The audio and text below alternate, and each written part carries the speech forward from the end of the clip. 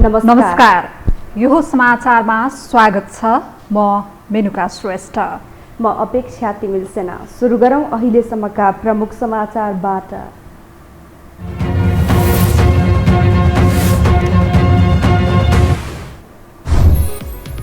नेपाल समूहलाई एमालेमा फर्किन अध्यक्ष ओलीको आग्रह।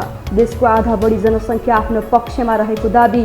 संसदीय समितिमा ओली र नेपाल पक्षबीच चर्काचर्की। राष्ट्रपतिद्वारा उमेश श्रेष्ठलाई स्वास्थ्य राज्य मन्त्रीमा नियुक्त। जनताले महसुस गर्ने गरी काम गर्ने प्रधानमन्त्रीको भनाई। मन्त्री परिषदलाई छिट्टै पूर्णता दिने गठबन्धनको तयारी। महन्त ठाकुर पक्षको रिटमा अन्तरिम आदेश दिन सर्वोच्चद्वारा अस्वीकार। निर्वाचन आयोगलाई निर्णय लिन बाटो खुल्यो। पार्टीको आधिकारिकता पाउनेमा यादव पक्ष ढुक्क।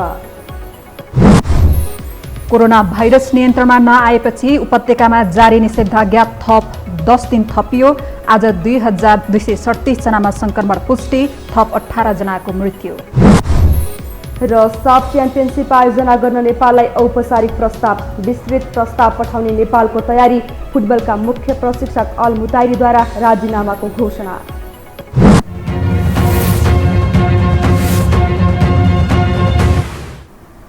अब समाचार विस्तारमा।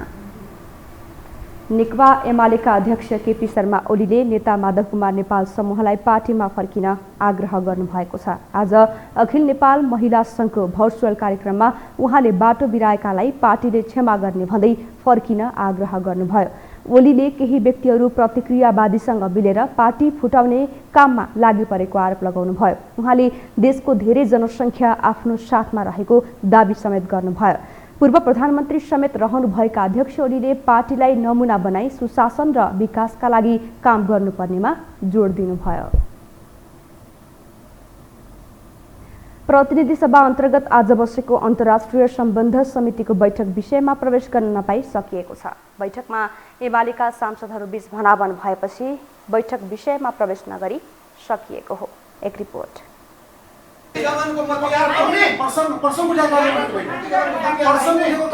सडक र सदनमा भिड्दै आएका एमाले सांसदहरू आइतबार संसदीय समितिमै भिडे।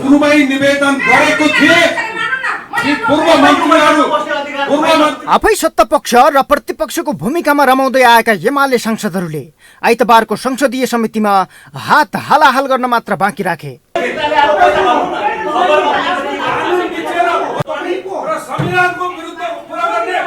आइतबार दिउँसो सिंहदरबारमा बसेको प्रतिनिधि सभा अन्तर्गतको अन्तर्राष्ट्रिय सम्बन्ध समितिको बैठकमा नेकपा एमाले ओली पक्षका सांसद नारद मुनि राणाले संसद पुनः स्थापना र अहिलेको सरकार अदालतले बनाइदिएको भनेपछि माधव पक्षका सांसदहरू तत्काल प्रतिवादमा उत्रे।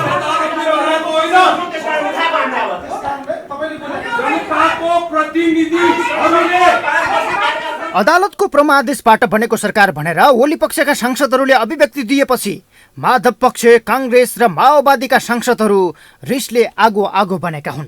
बैठकमा प्रतिगामीहरू बाहिर निस्किनुपर्छ, संविधान मिच्नेहरूलाई बोल्ने अधिकार छैन भन्ने सम्मको आवाज सुनिन्थ्यो, जसमा एमाले वरिष्ठ नेता माधव कुमार नेपालले समेत ओली पक्षका सांसद नारद मुनि राणातिर औँला ठड्याएर कड्गिएका थिए।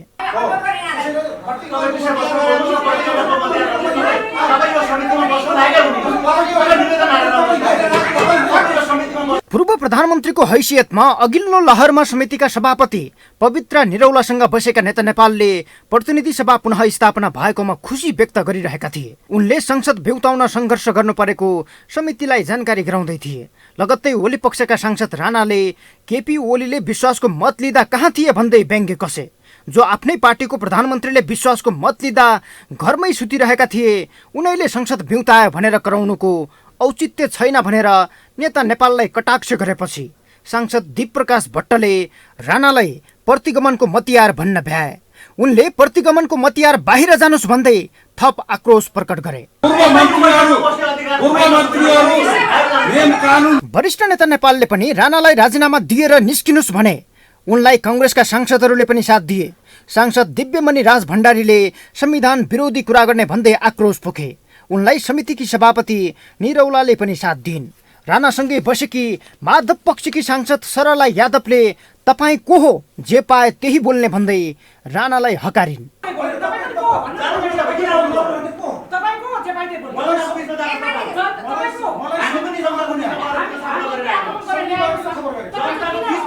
यतिकैमा नेता नेपाल सहितका सांसदहरू निस्किए। बैठक विषयमा प्रवेश नै गर्न नपाइसकियो। प्रतिनिधि सभा पुनः स्थापनापछि बल्ल तल्ल बसेको बैठक पनि विषयमा प्रवेश नै नगरी सांसदहरूको झगडाले प्रभावित बनेको हो। कानुन र नीति निर्माणका लागि छलफल गर्ने थलोमै एमालेको विवादले चरम रूप धारण गरेको देखिन्छ, जुन अत्यन्तै विडम्बनापूर्ण र दुःखद पनि हो। यो हो टेलिभिजनका लागि सन्तोष बेके थापा, काठमाडौँ। राष्ट्रपति विद्यादेवी भण्डारीले स्वास्थ्य राज्य मन्त्रीमा उमेश श्रेष्ठलाई नियुक्त गर्नुभएको छ। प्रधानमन्त्री शेरबहादुर देउवाको सिफारिसमा राष्ट्रपतिले आज संविधानको धारा 76 को उपधारा 9 बमोजिम श्रेष्ठलाई स्वास्थ्य राज्य मन्त्रीमा नियुक्त गर्नुभएको हो। गठबन्धनका अन्य दलहरूबाट मन्त्रीहरूको नाम टुङ्गो नलागेपछि प्रधानमन्त्रीले तत्काललाई स्वास्थ्य राज्य मन्त्री मात्र नियुक्त गर्नुभएको हो। कोरोना संक्रमण नियन्त्रणमा आई नसकेको अवस्थामा स्वास्थ्य मन्त्रालय खाली रहेको भन्दै सरकारको आलोचना भइरहेको अवस्थामा राज्यमन्त्री नियुक्त गरेर सरकार जवाफदेही बनेको छ। साथै मन्त्री परिषदलाई छिट्टै पूर्णता दिने विषयमा गठबन्धनका शीर्ष नेताहरू सहमत भएका छन्। अब बाँकी समाचार।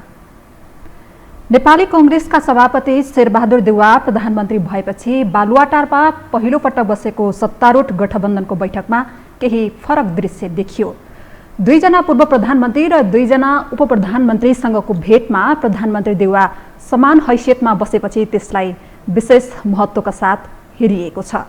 गठबन्धनका शीर्ष नेताहरू सबै समान रहेको सन्देश दिन प्रधानमन्त्री देउवा सोफामा बसेको अड्कलका बीच के देउवामा परिवर्तन आएको हो भन्ने चर्चा सुरु भएको छ। एक रिपोर्ट। राम्रो काम गर्लान् भन्ने भन्दा पनि नराम्रो काम नगरिदिए हुन्थ्यो भन्ने आम जनअपेक्षाका बीच प्रधानमन्त्री बनेका शेरबहादुर देउवाले पछिल्लो समय केही फरक अभ्यास गरिरहेका छन्। शनिबार साँझ प्रधानमन्त्रीको सरकारी निवासमा सत्तारूढ गठबन्धनका शीर्षस्थ नेताको बैठक बस्यो। बैठकमा प्रधानमन्त्री तथा कांग्रेस सभापति शेरबहादुर देउवा, माओवादी केन्द्रका अध्यक्ष पुष्पकमल दाहाल प्रचण्ड, एमाले वरिष्ठ नेता माधव नेपाल, जसपाका अध्यक्ष उपेन्द्र यादव र राष्ट्रिय जनमोर्चाका अध्यक्ष चित्रबहादुर केसी सहभागी थिए। देउवा प्रधानमन्त्री भएपछि बालुवाटारमा पहिलो पटक बसेको सत्तारूढ गठबन्धनको बैठकमा केही फरक दृश्य देखियो। 2 जना पूर्व प्रधानमन्त्री प्रचण्ड र नेपाल र 2 जना उपप्रधानमन्त्री यादव र केसीसँगको भेटमा प्रधानमन्त्री देउवा समान हैसियतमा बसेको देखियो। प्रधानमन्त्री बस्ने कुर्सी छोडेर देउवा 4 नेता सरह सोफामा बसेको देखिन्छ। बायाँतिरको सोफामा प्रचण्ड, नेपाल र केसी बसेका छन् भने दायाँतिरको सोफामा प्रधानमन्त्री देउवा र यादव आसीन छन्। यसअघि कसैको कुरा नसुन्ने तथा आफ्नो अडानमा दृढ रहने देउवामा यस्तो परिवर्तन किन त? नेपाली कांग्रेसका जुनसुकै प्रधानमन्त्री भए पनि, चाहे त्यो बिपी कोइराला हुन् वा शेरबहादुर देउवासम्म आइपुग्दा प्रधानमन्त्रीको कुर्सी र अरू मन्त्रीको कुर्सी उस्तै हुन्छ क्याबिनेटमा। नेपाली कांग्रेसको चाहिँ परम्परा संस्कृति भएको हुनाले यो हामीलाई सामान्य लाग्छ।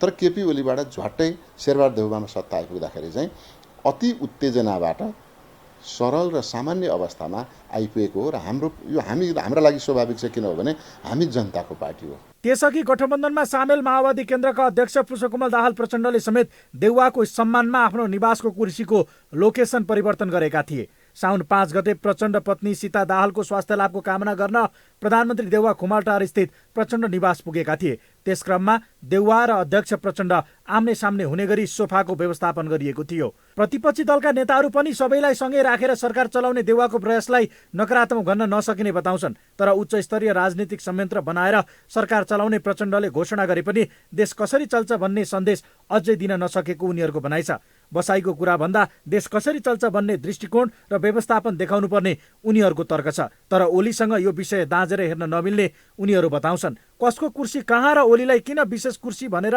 लामो समय बहस र विवाद चलिरहे पनि त्यो प्रधानमन्त्रीको स्वास्थ्यको कारण बाध्यता भएको उनीहरूको दाबी छ।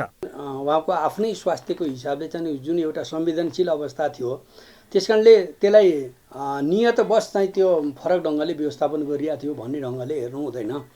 उहाँको चाहिँ स्वास्थ्य अवस्था कमजोर थियो। उहाँ त प्रधानमन्त्री भएकै बखतमा 2-3 वटा अपरेसन गरेको मान्छे हो।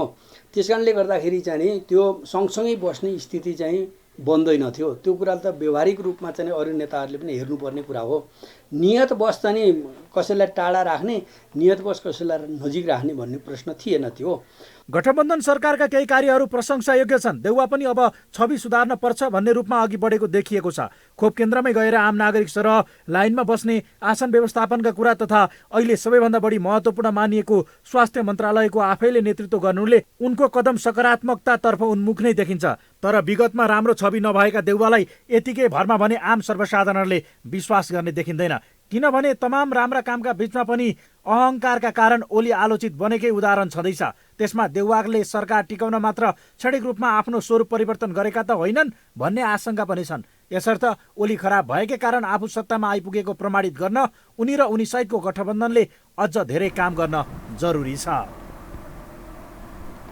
साउन 12 गते हुने ओडा अधिवेशन स्थगित भएसँगै नेपाली कङ्ग्रेसको 14औं महाधिवेशन नै अनिश्चित बनेको छ।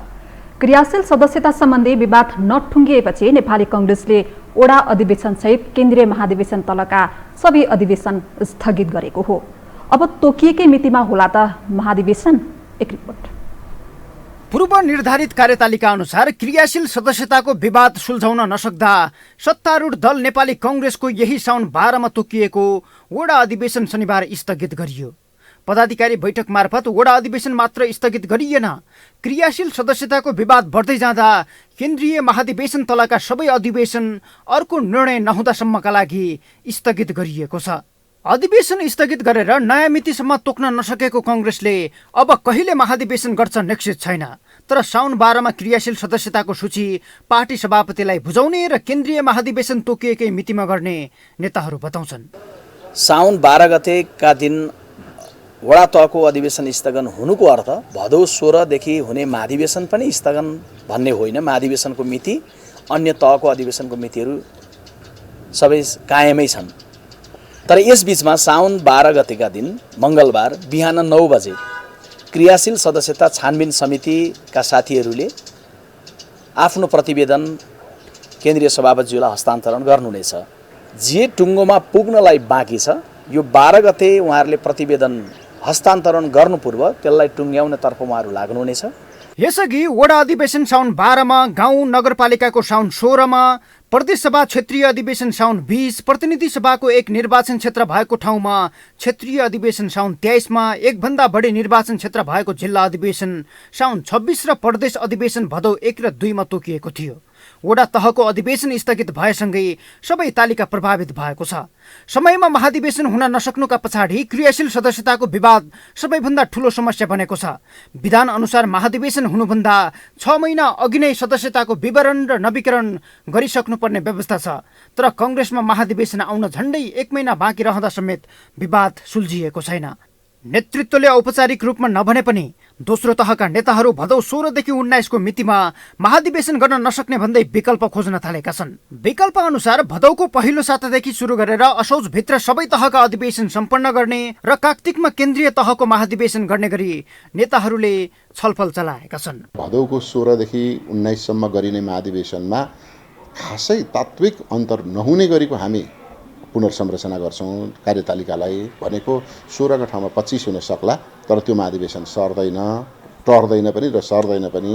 तल चाहिँ साउन 12 भनेकोमा साउन 12 भनिएको स्थानीय अधिवेशन चाहिँ अब क्रियाशील सदस्यता सबभन्दा पहिले पुग्नुपर्ने ओडामा हो।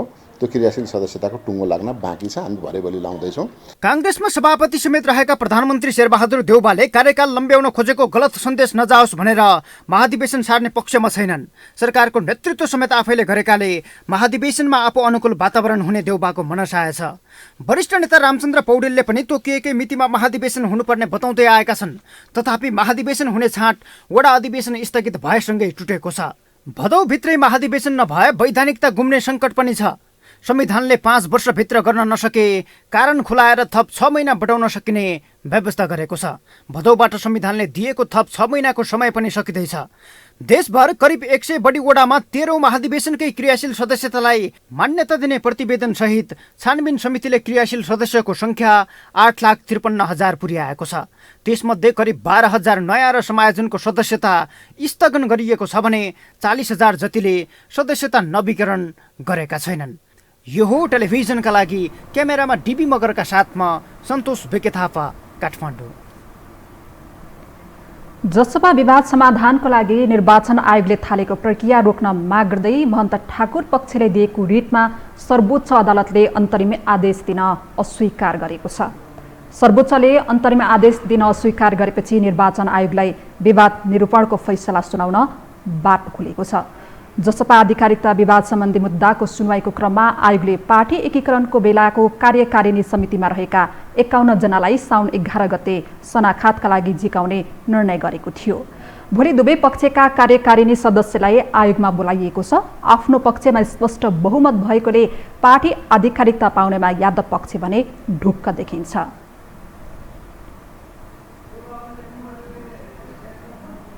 हामीसँग समाचार बाँकी नै छन्, अहिलेलाई विश्राम।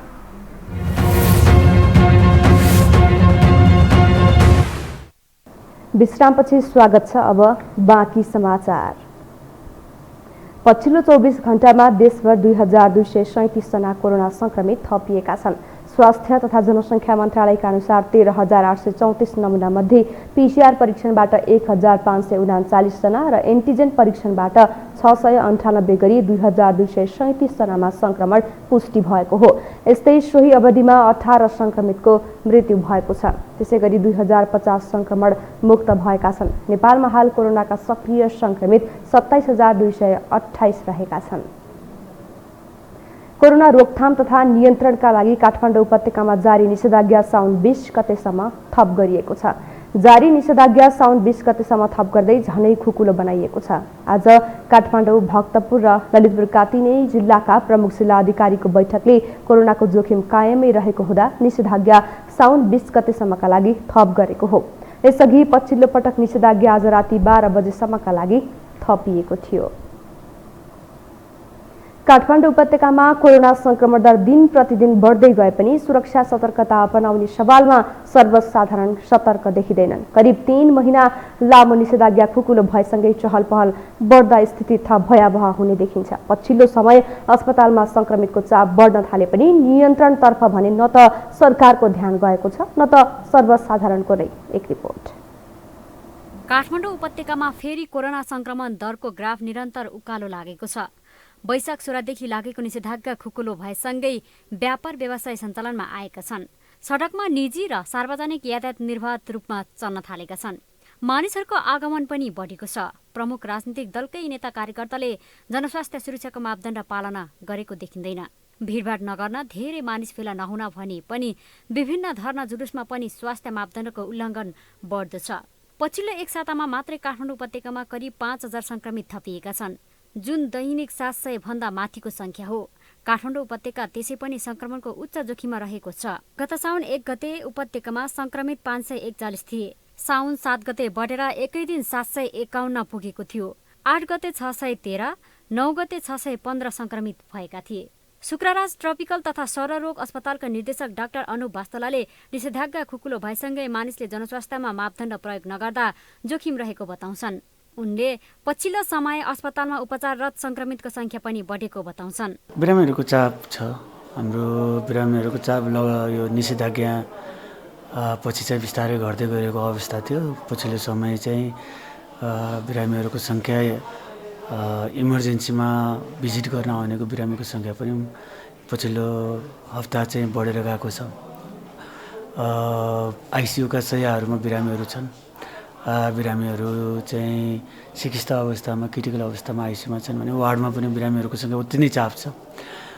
कम्पेरिटिभली जुन निषेधाज्ञा पछि जुन घटेर गएको अवस्था थियो त्यो भन्दा अलिकति बिरामीहरू बढ्न थालेको जस्तो चाहिँ देखिन्छ। संक्रमण दरमा कमी नआएपछि सरकारले तेस्रो लहर आउन सक्ने चेतावनी दिइसकेको छ। तेस्रो लहर आए फेरि पनि लकडाउन गर्नुपर्ने स्थिति आउन सक्ने भन्दै स्वास्थ्य मन्त्रालयले स्वास्थ्य मापदण्ड उल्लङ्घन नगर्न आग्रह गरिरहेको छ। पनि जोखिम कायम नै छ। हामी संक्रमणको जोखिमका हिसाबले धेरै सुरक्षित भइसकेको अवस्था छैन। त्यसैले हामीले संक्रमणको अवस्थालाई, चक्रलाई तोड्नलाई नियमित रूपमा हामीले गर्नुपर्ने जनस्वास्थ्यका मापदण्डहरूको पालना भुल्नु हुँदैन। हामीले अहिले पनि एक व्यक्ति र अर्को व्यक्तिलाई संक्रमणको आशंकामा राख्नुपर्छ।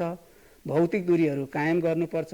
मास्कको अनिवार्य समुचित तरिकाले प्रयोग गर्नुपर्छ र बेला बेलामा साबुन पानीले हात धुने अथवा हातले जहाँ पाए त्यही नछुने, साबुन पानी उपलब्ध नभएको खण्डमा हातलाई सेनिटाइजरले सफा गर्ने कामहरू हामीले गर्नुपर्ने हुन्छ। संक्रमण तीव्र बनिरहेको सन्दर्भमा सरकार र सर्वसाधारणको लापरवाहीले स्थिति भयावह नहोला भन्न सकिँदैन। त्यसैले कोरोना संक्रमणको दर कम गर्न सरकारले तोकेका मापदण्ड तथा आदेश पूर्ण रूपमा पालना गर्नु अपरिहार्य छ। यो हो टेलिभिजनका लागि लीलामाया ठटाल, काठमाडौँ। सरकारी स्वामित्वमा रहेको नेपाल टेलिकमका कर्मचारी युनियनहरूले नयाँ विनियमावली संशोधन नगरेसम्म प्रबन्ध निर्देशक दिल्लीराम अधिकारीलाई कार्यालय प्रवेश गर्न नदिने चेतावनी दिएका छन्। आफ्नो निहित स्वार्थका लागि कर्मचारीहरूको हित विरुद्ध हुने गरी नयाँ विनियमावली ल्याएको दावी गर्दै सो विनियमावली संशोधन गरेर आफूहरूको माग सम्बोधन नगरेसम्म एमडी अधिकारीलाई कार्यालय प्रवेश गर्न नदिने प्रतिक्रिया दिएका हुन्। 4 दिन यता सो विनियमावलीको विरोधमा टेलिकम केन्द्रीय कार्यालयमा धरना सहितको विरोध प्रदर्शन गर्दै आएका छन्। 4 वर्ष सेवा पुगिसकेपछि एमडी हुने क्वालिफिकेसन राखेको थियो, तर उनीहरूले चाहिँ पुग्दाखेरि 20 वर्ष नपुगिकन पेन्सन नपाउने व्यवस्था थियो। त्यस कारणले गर्दाखेरि उसलाई 20 वर्ष अथवा 12, 13, 14 वर्ष जतिसुकै होस् भए पनि 20 वर्ष पुर्याएर चाहिँ पेन्सन दिने भन्ने व्यवस्था त्यस बेला राखेको थियो। अहिलेको विनियममा आएर के गरेको छ भने यो जुन चाहिँ एमडी बनिसकेको छ त्यसले चाहिँ काम नगरेको वर्षको पनि 58 वर्ष नपुगुन्जेलसम्मको चाहिँ सेवा अवधि जोडेर पेन्सन खाने भनेर एउटा चाहिँ यो विनियम पास गरेको छ। कर्मचारीहरूले आफूहरूले आन्दोलन गरेर प्राप्त गरेको ट्रेड युनियन अधिकार समेत सो विनियमावलीले कटौती गरेकाले सङ्घर्षमा उत्रनु परेको प्रतिक्रिया दिएका छन्।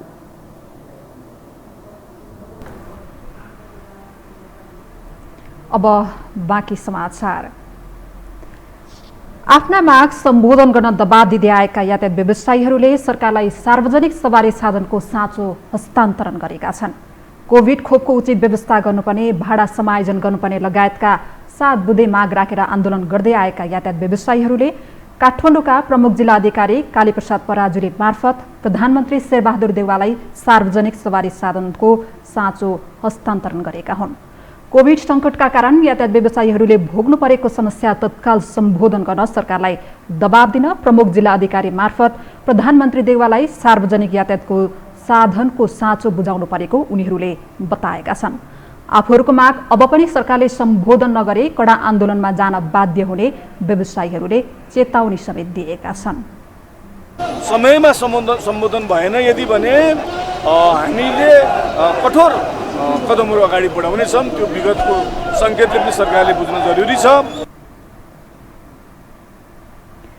यता प्रमुख जिल्ला अधिकारी पराजुलीले पनि यातायात व्यवसायीले आफ्ना माग सम्बोधन गर्न दबाब दिने गरी बुझाएको सार्वजनिक सवारी साधनको साँचो गृह मन्त्रालय मार्फत तत्काल प्रधानमन्त्री देउवालाई बुझाउने प्रतिबद्धता व्यक्त गर्नुभएको छ। ज्ञापन पत्र मलाई जुन आज हस्तान्तरण गर्नुभएको छ यो मन्त्रालय सम्माननीय प्रधानमन्त्रीज्यूले पाउने गरी नेपाल सरकार गृह मन्त्रालय मार्फत म पठाउने प्रतिबद्धता व्यक्त। यातायात व्यवसायीहरूले गत असार 24 गतेदेखि आफूहरूको लागि कोभिड खोपको आवश्यक व्यवस्था मिलाउनुपर्ने, भाडा समायोजन गर्नुपर्ने, मौद्रिक नीतिमा व्यवसायको समस्या सम्बोधन गर्नुपर्ने, यातायातको बिमा नवीकरण, जरिवानामा छुट गर्नुपर्ने, सडक कानुन तत्काल कार्यान्वयन गर्नुपर्ने लगायतका 7 बुँदे माग सम्बोधन गर्न आन्दोलन गर्दै आएका छन्।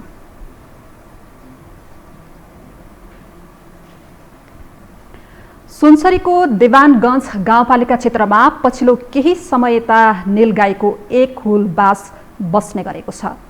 कोशी टप्पु वन्यजन्तु आरक्षबाट गाउँ पसेका नीलगाईहरूले किसानका खेतबारीमा क्षति पुर्याइरहेको भन्दै स्थानीय किसानहरूले दुखेसो पोखेका छन्। एक रिपोर्ट। 1 दर्जन भन्दा बढी नीलगाईको हुलले सुनसरीको देवानगञ्ज गाउँपालिका किसानहरूको खेतबारीमा क्षति पुर्याएको छ। सुनसरीको दक्षिणी गाउँपालिका देवानगञ्जको वडा नम्बर 5 साहेबगञ्जका बासिन्दाका खेतबारीमा नीलगाईको एक हुलले बास लिएको हो। जंगलबाट गाउँमा पसेका नीलगाईका हुल स्थानीयको खेतहरूमा चढ्दै गरेको भेटिन्छन्। स्थानीय भाषामा नीलगाईलाई घोडगधाहा भनेर चिनिन्छ। विगत 2 वर्ष यता यस क्षेत्रमा नीलगाई देखिन थालेको स्थानीयहरू बताउँछन्। 10-15 छै कि रात के सबटा एक जगह भए छै खेलै छै अब बालियों उजारल सब बाली ने बाढी झाडी बेसी उजारी अब नहीं क्षति नहीं करे नहीं भगाओ छे।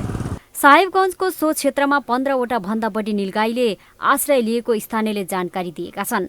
दिनको समय भन्दा पनि प्रायजसो रातको समयमा समूहमा निस्कने नीलगाईको समूहले बालीनालीमा क्षति पुर्याउने गरे पनि सामान्य लखेट्ने बाहेक कसैले पनि कुटपिट नगर्ने गरेको स्थानीयहरू बताउँछन्। मकै क्षति करे छे, केतारी खाइ छे, केतारी तोड़े छे। तब नहर से कता 10 दिन जे छे पहले जे छे नहर से कता जे छे 3टा गधा जे छे की कहै छे लील गया नहर तड़े के भागले और जे छे अखनी है वो बाद में रहे छे खोला के छाव में साल भर कहू ने सुगर बेसी रहे छे पूरा दुख दे रहल छे। अखनी हमरो जे छे अखनी रोपा जे छे पूरा काटने छे एकदम 5-6टा गेले ईदा के एकदम रोपा काटने छे खेने नै छे।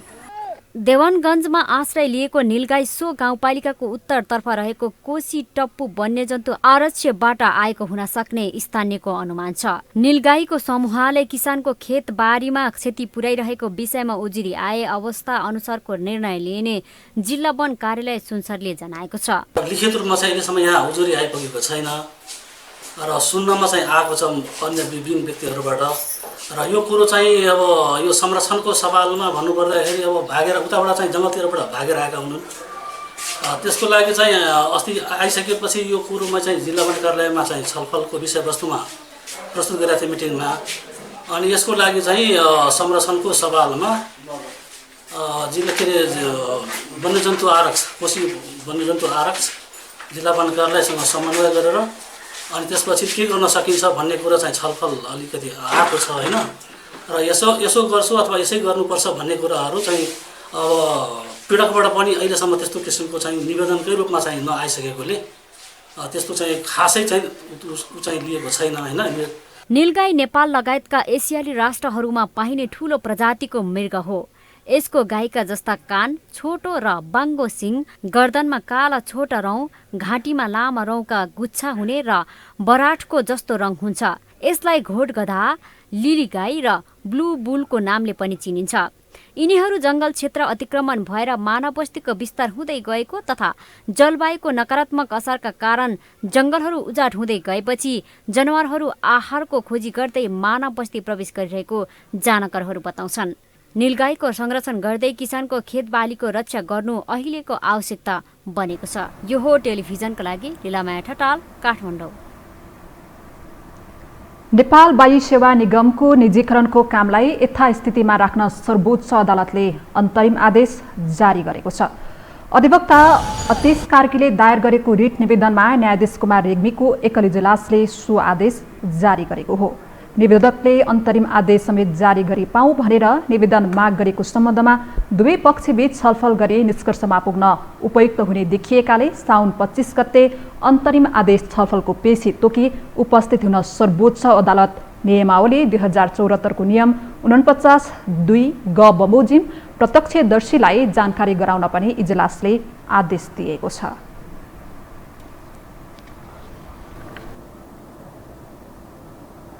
अब आर्थिक समाचार।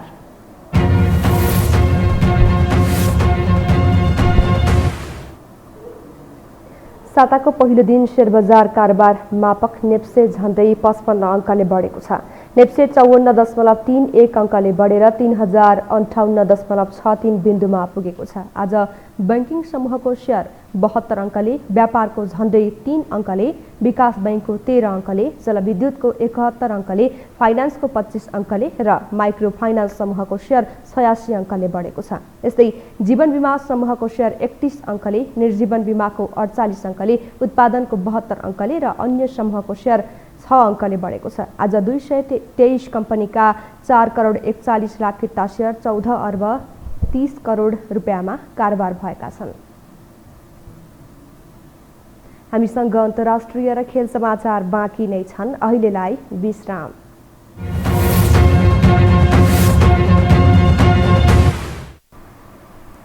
विश्रामपछि पुनः स्वागत छ। अब पालो अन्तर्राष्ट्रिय समाचारको।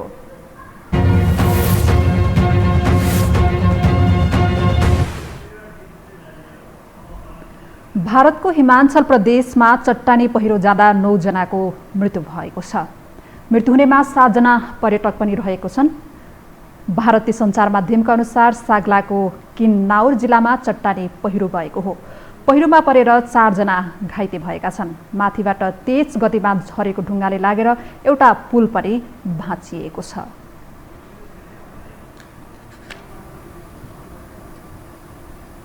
अब खेलकुद समाचार।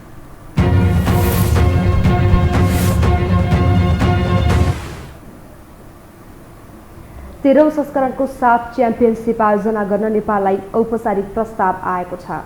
दक्षिण एसियाली फुटबल महासंघ साफले नेपाललाई पत्र लेख्दै आगामी अक्टोबरमा आयोजनाको प्रस्ताव गरेको हो।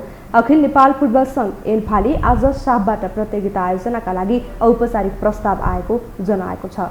अब साफ आयोजनाका लागि नेपालले विस्तृत प्रस्ताव तयार गरी अनुमोदनका लागि साफलाई पठाउनेछ।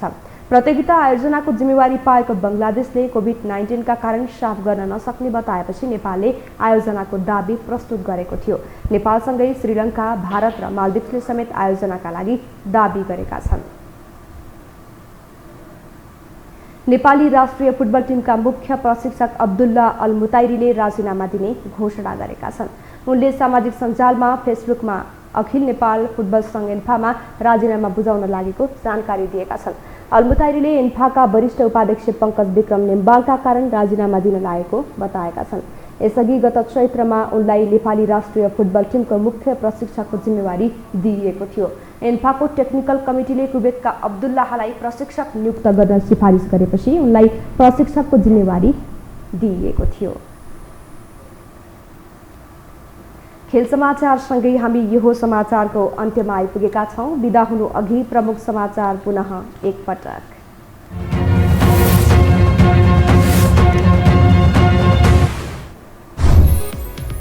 नेपाल समूहलाई एमालेमा फर्किन अध्यक्ष ओलीको आग्रह। देशको आधा बढी जनसङ्ख्या आफ्नो पक्षमा रहेको दाबी। संसदीय समितिमा ओली र नेपाल पक्षबीच चर्काचर्की। राष्ट्रपतिद्वारा उमेश श्रेष्ठलाई स्वास्थ्य राज्य मन्त्रीमा नियुक्त। जनताले महसुस गर्ने गरी काम गर्ने प्रधानमन्त्रीको भनाई। मन्त्री परिषदलाई छिट्टै पूर्णता दिने गठबन्धनको तयारी। महन्त ठाकुर पक्षको रिटमा अन्तरिम आदेश दिन सर्वोच्चद्वारा अस्वीकार। निर्वाचन आयोगलाई निर्णय लिन बाटो खुल्यो। पार्टीको आधिकारिकता पाउनेमा यादव पक्ष ढुक्क। कोरोना भाइरस नियन्त्रणमा नआएपछि उपत्यकामा जारी निषेधाज्ञा थप 10 दिन थपियो। आज 2237 जनामा संक्रमण पुष्टि, थप 18 जनाको मृत्यु। र साफ च्याम्पियनसिप आयोजना गर्न नेपाललाई औपचारिक प्रस्ताव। विस्तृत प्रस्ताव पठाउने नेपालको तयारी। फुटबलका मुख्य प्रशिक्षक अल मुताइरीद्वारा राजीनामाको घोषणा।